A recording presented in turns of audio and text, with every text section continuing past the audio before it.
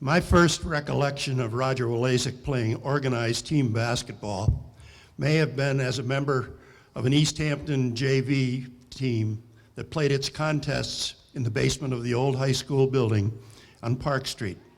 Such contests often officiated by yours truly. It was after one of these games that Jim Soja, a classmate of Roger, politely asked me how one went about applying to Williston, whereupon I told him to walk 3 blocks down the street to the big White House, knock on the door, and ask for Mr. Shepherdson. That was the extent of my recruiting East Hampton High School student athletes, although I was later accused of much more. As it turned out, Jim and Roger, along with 2 other juniors, Jack Zabek and Skip Jaraki, did apply and were accepted. However, the results of placement tests taken in course showed that because the East Hampton High School curriculum was considerably below the level of what Williston students in the same grade were experiencing, it would be necessary for them to repeat the 11th grade, a decision which would have lasting benefits for them academically and athletically. Then, as now, Williston students were required to participate in the mandatory athletic program each season of the year. And so our soccer, basketball, and baseball teams were very much improved with the addition of these 4 young men who were all good athletes. I don't believe that I ever saw Roger play soccer, but as a testament to his athleticism, I do recall seeing him hit a pair of towering home runs that landed in the far lacrosse field. Of greater significance were his accomplishments in basketball. A particular incident comes to mind for those of us in attendance at the 1964 home game against Deerfield.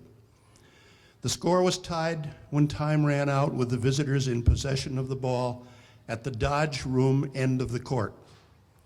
Deerfield argued that there should be 2 more seconds left on the clock, and the officials instructed the timekeeper, who happened to be Al Shaler, to put 2 seconds back on the clock. Roger was face guarding the out-of-bounds player, who wound up to throw the ball full court. The clock was started, the ball was thrown, Roger jumped and with one hand palmed the pass and laid it back over his shoulder into the basket for the victory, shocking everyone.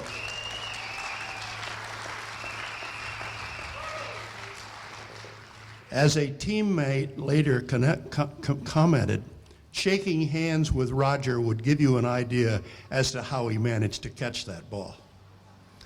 As a 2-year recipient of the Dale Lash Trophy, it was no surprise that Roger also won the Denman Bowl as the school's most outstanding athlete, and as a senior was named to the all-New England prep school team in addition. He was an outstanding student who graduated cum laude, was accepted at the only college to which he applied, Columbia University, where he would receive further recognition for his basketball skills. This included periodically gaining all Ivy and all ECAC honors and being voted captain of his team, which included ex-Deerfield 7-footer Dave Newmark and forward Jimmy McMillan, who played with the Los Angeles Lakers for several years. Amongst his many significant honors, as we have heard, Roger was drafted by both the Knicks and the Nets, but wisely chose law school. One of my most vivid memories of Roger's basketball career took place in 1967, when Columbia won the Holiday Festival tournament at Madison Square Garden, beating Wes Unseld and the Louisville Cardinals.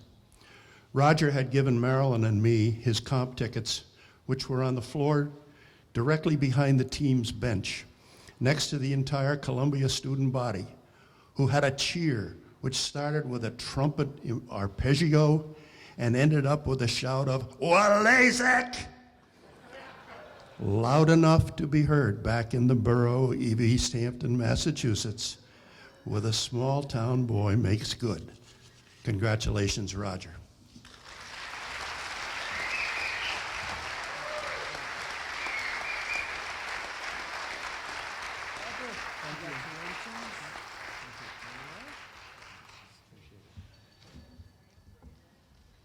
First thing I'd like to say is that both Coach Francis and Coach Brown always said I was a coachable athlete. Please talk to my wife and my daughters. I've been married to my wife for 43 years, and she still tells me she's trying to bring up the boy in our family. We had 2 daughters, as you might expect. But thank you, Coach, for that wonderful introduction. This is your 3rd presentation in 3 years, and you yourself have been inducted into the Williston Northampton Athletic Hall of Fame. A true testament to a well-respected educator, coach, and mentor. Being inducted into the Williston Northampton Athletic Hall of Fame is a great honor and a privilege. A reward that acknowledges youthful determination, exuberance, hard work, athletic skill, luck, and as I've always espoused during my life, just being in the right place at the right time. 4 young students, as Coach has mentioned, student athletes from East Hampton High School, known as Townies to all Willies. I don't know if that still applies, but that's what we were called. Skip Jarocki and Jack Zabek, who are both here, Jim Soj and myself, made what at the time was a very controversial decision, especially to townspeople, because we were essentially public property as athletes. But that decision was quite courageous when we look back, to leave such a successful public high school athletic environment to attend Williston Academy. With the primary reason for this decision was to prepare ourselves for the rigors and demands of a college education. We had no way of knowing that at the time, that decision would thrust us all into an unprecedented era, I believe, in Williston's athletic history during the period 1963 to 1965. At that point, beginning in 63 and 64, we had an undefeated football team coached by Rick Francis, a basketball team with a 2-year record of 35-3, with 4 straight victories, by the way, over Deerfield Academy. And one of my best friends happens to be a guy named Bill Burns, who was on that Deerfield team, and he will never forgive me nor forgive any of us for that occurrence. We also had a fantastic swimming team anchored by my classmate and obviously inductee in this award ceremony, Mr. Jim Edwards, who was a class gentleman and an exceptional swimmer. We had very good soccer, baseball, and lacrosse teams at that time as well. As we all know, basketball is a team sport. The honor bestowed upon me today is an individual honor, but I believe the honor belongs to my teammates, all great players in their own right, namely Jack Zabek and Skip Jarocki, my oldest teammates and friends, and I mean that literally and figuratively. We've known each other for a long time, and we are getting old. And others named Hedbring, Ryan, Esser, Hardenberg, O'Neill, Swanson, Durant, Rowe, just to name a few.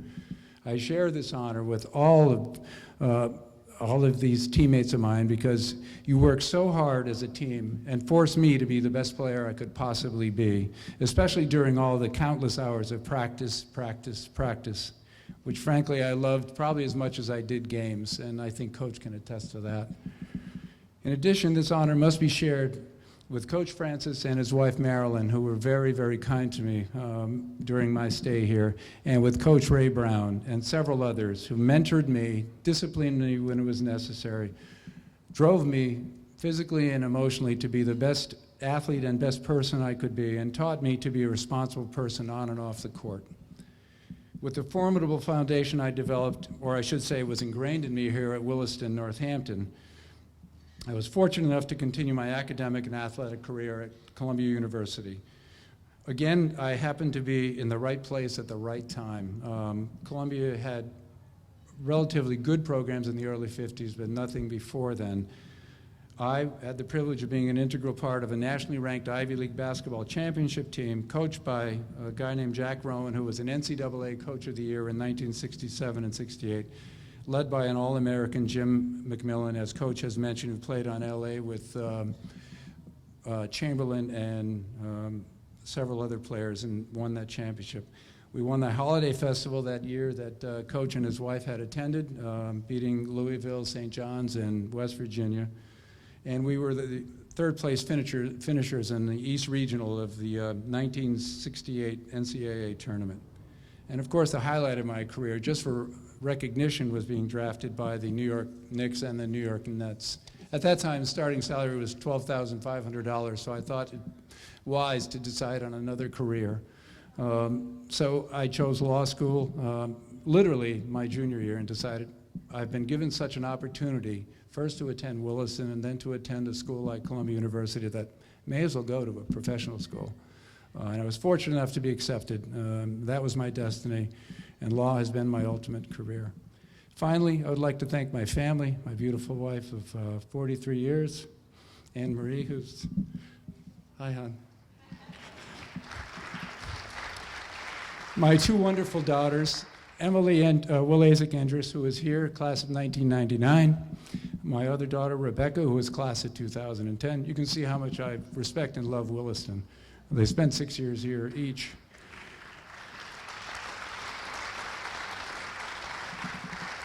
My son-in-law, Andrew Endres, who is here, and our 15-week-old grandson, our very first, Liam Arthur Endres. And I'm told that he has long limbs, big hands, and big feet, so you might start thinking about recruiting now. Forget about King James and his son, who's 12. I mean, you can look at Liam. He's the guy that you really want. And finally, all of my friends for their lifelong and unwavering support of me throughout my life. I don't think I'd be where I am if it weren't for people who were interested in me. And I'd also like to say I'm very proud to be at this podium at the same time that one of my best friend's daughters, Missy Babiak, was inducted into the Hall of Fame. I've known her since she was, I hate to say it, very young. And also very proud to be part of this class. Thank you, Williston Northampton, for this distinguished honor, and congratulations to all of my fellow inductees and to all of these staff at Williston Northampton. Thank you.